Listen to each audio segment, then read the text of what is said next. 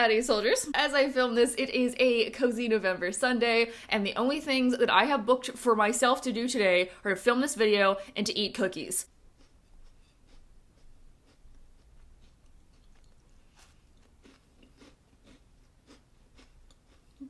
Oh shit. Oh yeah, I was doing something. We are nearing the end of 2023, which is both extremely exciting and also vaguely horrifying. But that is where the subject of today's video comes in, because there's been a trend on TikTok that is the 10 before the end trend, concept, where we talk about 10 books that we want to finish before the end of the year. So I guess this video pulls like a triple shift, also being a little bit of a book haul and also being kind of a December TBR. Hey, if we love one thing on this channel, it's versatility. Do I actually think I'm going to get to reading all of these books before the end of the year in 6 weeks? I just did that math so fast. I have a small mountain of books that are like all 400 pages plus. Probably not.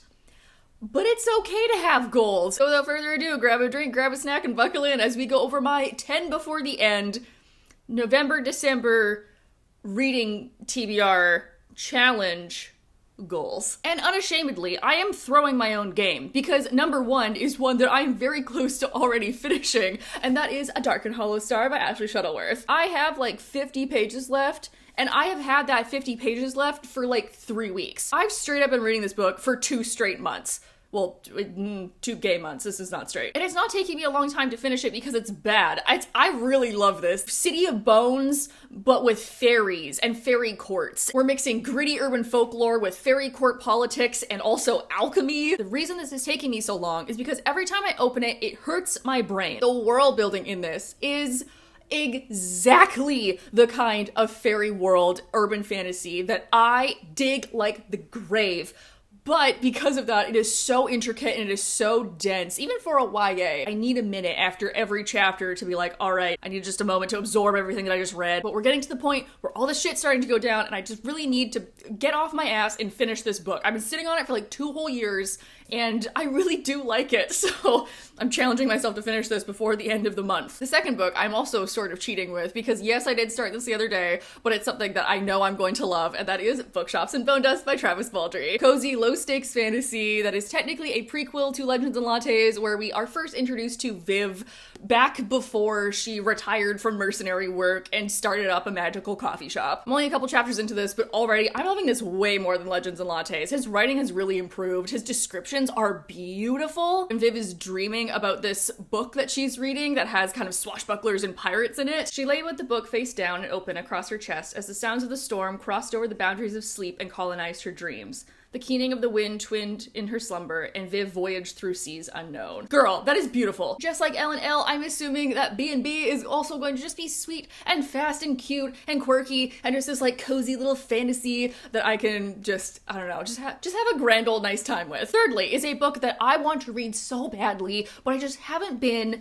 in the spooky, creepy mood that warrants reading this book. Oh, I'll read that during Halloween month, but then I got so busy that I did not have time to read any of the horror novels that I planned on reading. But I guess eldritch horror can apply all year round, and paranormal isn't going out of style. I want to read The Spirit Bears Its Teeth by Andrew Joseph White. Hell Followed With Us was one of my favorite books of last year, so I have high hopes and expectations for this. Historical gothic horror in London in the 1880s, which is my favorite time period of historical novels, where autistic trans boy Silas is being groomed to be the perfect wife by his family. He is also born with violet eyes, and if you're a boy with violet eyes, you're seen as this grand mystic and medium who can talk to spirits. But if you're born a girl, as most people see Silas as, then you are mad and crazy and you have to be locked away in a sanatorium, which is what exactly happens. But then when ghosts of past students of this school and sanatorium come to Silas begging for help, he has to like unravel this mystery of what's really going on. And I have a feeling this is going to be gross and it's going to trigger a lot of weird feelings. However,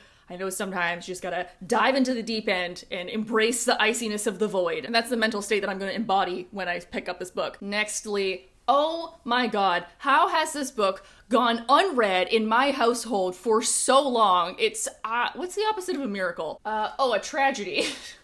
Oh, that's not as exciting as I thought it was gonna be. It is an inconceivable tragedy that I have not read this book yet. I literally got an advanced copy of it and cried on the internet. And then promptly did not read it. 2 weeks later, 3 weeks later, I went into work and they gave me a nice finished copy, and I still haven't read it. Just honk honk clown behavior, and that is The Fragile Threads of Power by V.E. Schwab. I know, me and the freaking Schwab shelf over here, me and my Astravars tattoo, one of those weird complicated feelings where this is a continuation of the Darker Shade of Magic series, which is one of my favorite series of all time. Very high risk reward factor for this, because it's like, do I want to extend this world that I know I love? We're gonna get deeper insights into new characters and like new political structures that we set up in the other series. Also, there is a chance that this could all go horribly wrong and it could ruin everything that I loved in the first series. Not that I think V.E. Schwab would do that, and I also know I have some friends of mine who really, really love this book. It's the risk. I'm very much so not a risk taker because new things are scary. Wait a minute. Oh my god, this is 648 pages? How? What size font is this? Like 8? Calibri 8? All right, now it's getting really warm in here, but I don't want to take the sweater off because it's great. But I get to show off a fan of mine. I bought this back in the summer. I didn't think I'd be able to show it until next summer, but... Oh my gosh, I have my dinosaur fan, and I also have my dinosaur earrings. Okay, sorry, dinosaur interlude aside, something else long-term subscribers know is that I have a problem with sequels. Sequels, in theory, good expansion on a world that I love. More character development, more world building, more of a story. Ooh, character arcs, we sure do love those. In practice, hard. Why read sequel to book that I've already read when I could read book with no sequel that's new and exciting? Yes, I know this is a personal character flaw of mine. And one of these sequels that I really want to read before the end of the year because I feel like I'm gonna get yelled at, Shadow Crown by Melissa Blair. This is second in the Halfling saga. This is a sequel to Broken Blade, which is a fae political new adult fantasy assassin book. I literally bought this when I was in Montreal and then brought it back to BC. And when was I in Montreal? June. But at the end of Broken Blade, we had a big old betrayal, and I'm excited to see how that plays out in the sequel. And, maybe most importantly, is the guy that we fell in love with in the first book, Endgame.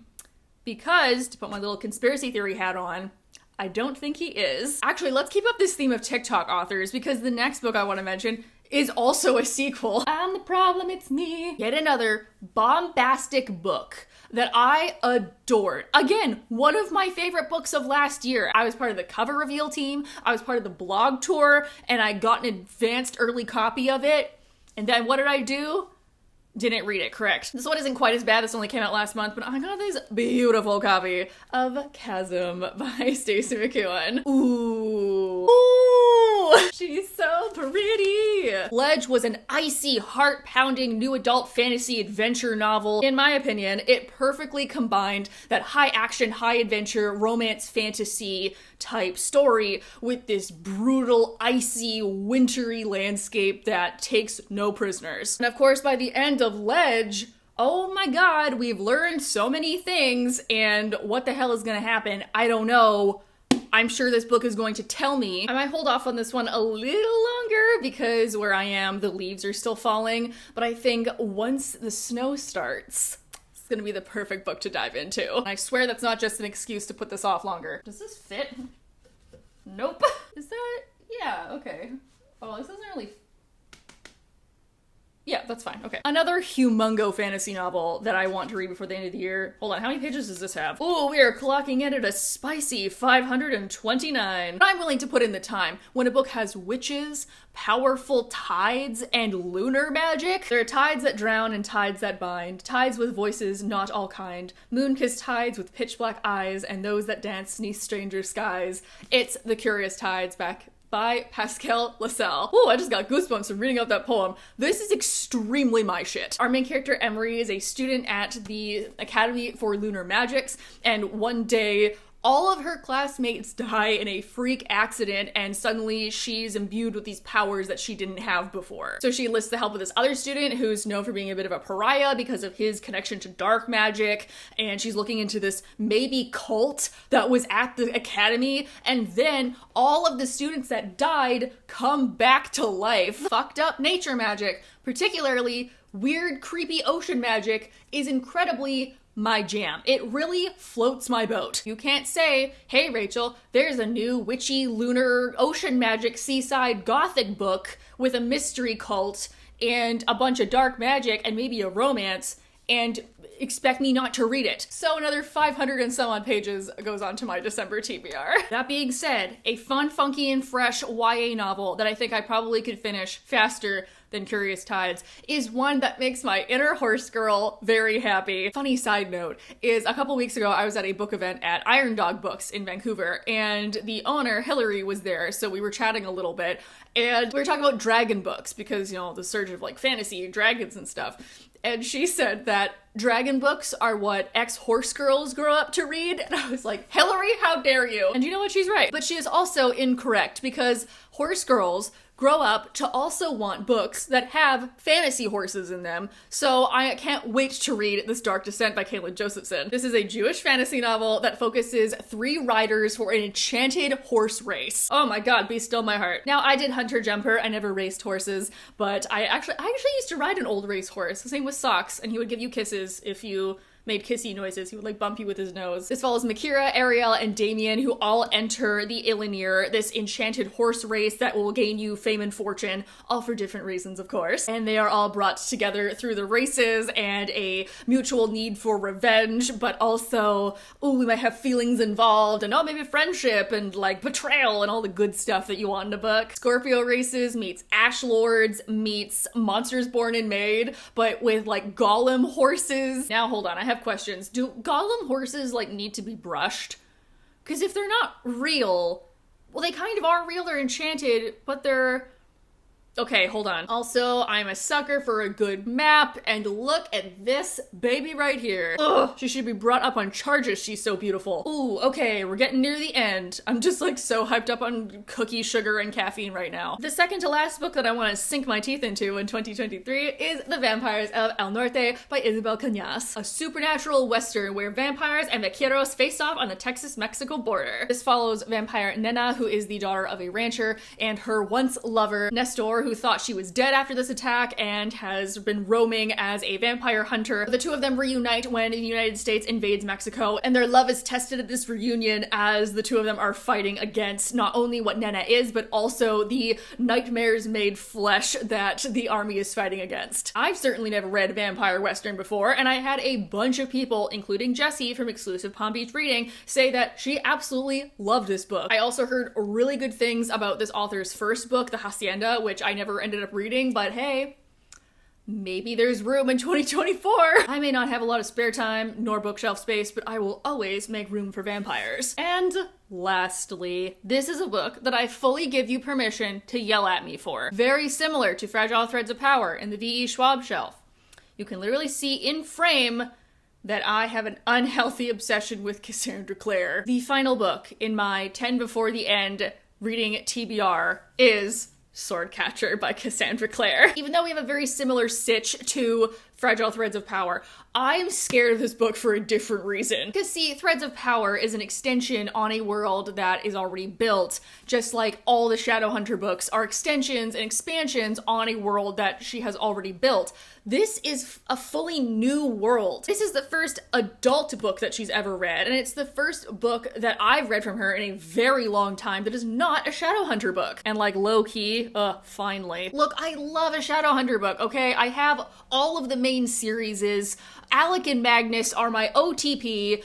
I am Clary Reborn. I'm all for nostalgia, but I'm also for falling in love with something new. And I know there was some controversy around this when this was first announced because it is, hilariously enough, very similar to Darker Shade of Magic. Even the main character is named the same thing, which that I give a little side eye to. But the rest of it, I'm kind of like, it's a generic enough plot that I don't really think it's copying. This is a new high fantasy with little to no romance, as far as I've heard, that centers Kel and Connor, who are a prince and his body double, as well as Lynn, who is a member of a magical community that is shunned from regular society. But when an assassination attempt on the prince goes wrong, Kel and Lynn are drawn together, and then they're against the underworld, and then there's gonna be secrets and society stuff and magic. I heard Andrea from Drea Reads say that if you don't like Cassandra Clare's writing saying that you're not gonna like this, but luckily I do, so I have a feeling that this is gonna be great. This fits.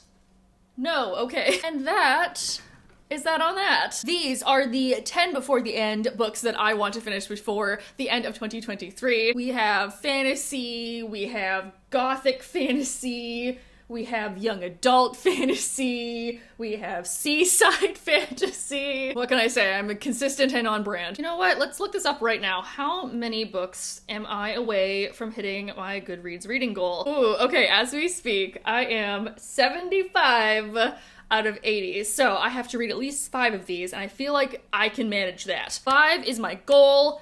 10 is my stretch goal. Please leave down below what your top 10 before the end books are, or if you are also planning on reading one of these before the end of the year, because if you tell me that, then I'll know that I have a reading buddy and or a direct competitor, and that will make me finish it faster. And I don't remember where I heard this, but I saw multiple book people online talk about how like there weren't good books in 2023, or there was like a lot of disappointing releases. And I don't think that's right. But I also don't think that's wrong. Like usually I have a Word doc where at the end of the month I'll write down my favorite book or my favorite 2 books I read that month so that, you know, I can keep track of books for my end of the year wrap-ups. And oh, I'm having trouble with this one, you guys. Like usually I have like 15 to 20 that I really have to try and narrow down to my top 10. And now I think I only have like 8.